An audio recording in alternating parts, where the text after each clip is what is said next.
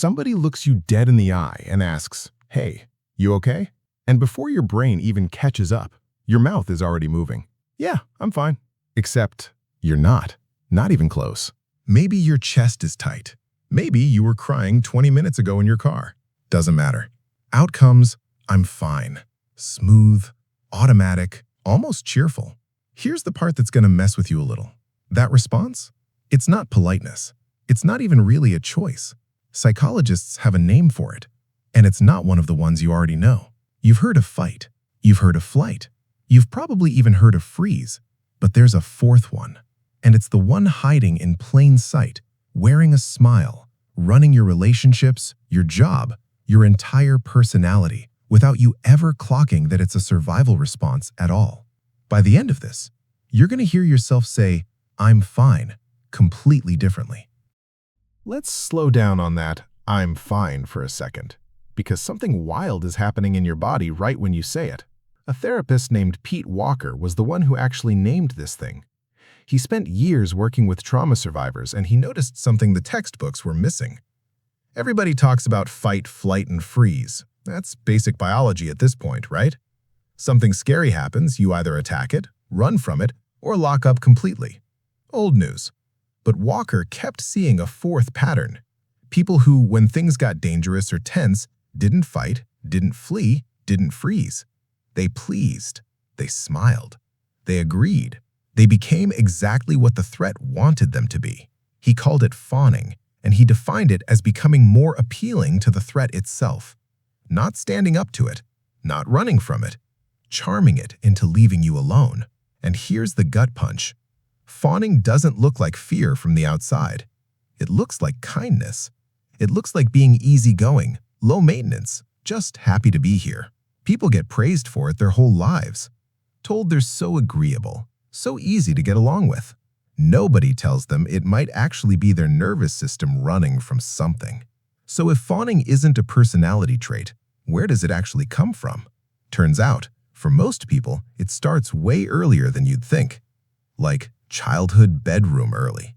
So picture a kid, maybe 7, 8 years old, and in this house, love isn't steady. One day, a parent's warm, engaged, present. Next day, over one wrong word, one bad grade, one moment of attitude, that same parent goes cold. Or worse, explodes. That kid doesn't have the option to fight back. Can't exactly pack a bag and leave either. And freezing up doesn't make the yelling stop.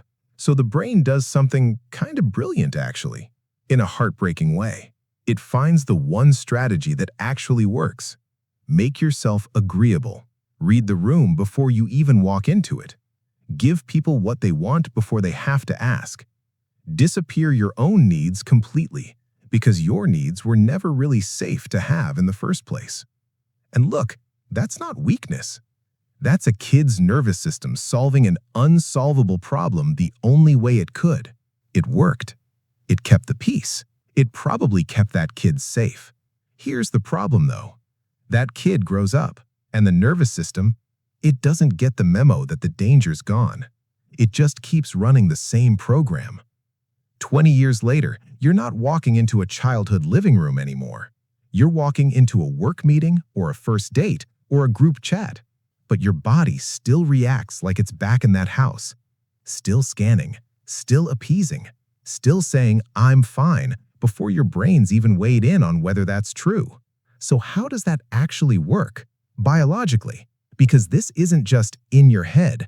There's an actual switch flipping in your nervous system every single time this happens. And that part's, honestly, kind of fascinating. There's a neuroscientist named Stephen Porges who spent decades studying exactly this, how your nervous system decides in a split second whether the world around you is safe or not. He calls it neuroception, basically your gut-level below-conscious thought radar for danger. And here's the twist. That fourth response we just talked about? Biologically, it's not fourth at all. It's the first thing your body tries.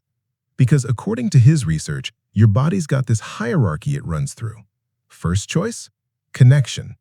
Your face relaxes, your voice softens, you try to smooth things over with the people around you. Because historically, humans survived in groups, and staying in good standing with the group meant staying alive. Only if that doesn't work does your body drop down into full fight or flight, and only as a last resort does it go into shutdown, freeze mode. Now, worth mentioning, this framework isn't universally accepted in the science world. Some researchers have pushed back hard on parts of it, but the piece almost everybody agrees on is simpler than the theory itself. Your body reads threat cues automatically, faster than thought, and appeasement is one of the oldest tools it's got. So for a fawn-type person, their body's default setting got rewired early. Connection through appeasement isn't the backup plan, it's the first one, the automatic one. Before fight, before flight, before freeze, appease. Smile, agree, make the tension go away by becoming whatever the room needs you to be, which explains the biology. But here's where it goes deeper. This doesn't just show up when something's obviously wrong. It becomes how someone lives their entire life, every relationship, every conversation. And that's where it gets kind of unsettling. You probably know someone like this. Maybe it's you. They're the friend who never has a preference. Where do you want to eat? I don't care. Wherever's fine. They're the coworker who says yes to every extra project, every last-minute favor, and somehow never seems annoyed about it, at least not out loud. They're the partner who apologizes first in every fight, even the ones that weren't their fault. Not because they're a pushover, because some part of them learned that keeping the peace matters more than being right, more than being heard, more than being anything, honestly, except easy. And here's the thing that makes this so hard to catch. Fawning doesn't just mean people-pleasing on the surface. It goes deeper than that. People who fawn will often lose track of what they actually want, period. Ask them their opinion on a movie, a job offer, where they want to live. And there's this beat of silence, almost like they're checking a database that isn't fully there. Because somewhere along the way, they stopped asking themselves what they wanted. They just started asking what would keep everyone else comfortable. That's the quiet tragedy of it. It's not that they're hiding their true self from you. A lot of the time, they've hidden it so well and for so long, they've lost the map to find it themselves. And that "I'm fine" it's not just a lie they tell you. It becomes a lie they've told themselves so many times, they've almost stopped noticing it's one. But almost isn't completely. And that gap between what they say and what they actually feel, it doesn't just disappear. It goes somewhere. And what it's actually doing to them underneath the surface is the part that really needs to be said out loud. So here's a question worth sitting with. If you're not actually fine, but you keep saying you are, where does that feeling go? It doesn't just evaporate. Research on emotional suppression has found something pretty consistent. When people habitually push down what they're really feeling, it shows up somewhere else. Anxiety climbs, mood tanks.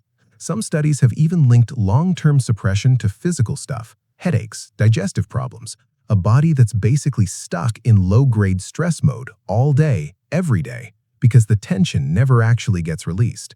It just gets stored. Maybe it's the stomach ache that shows up every Sunday night before the week starts.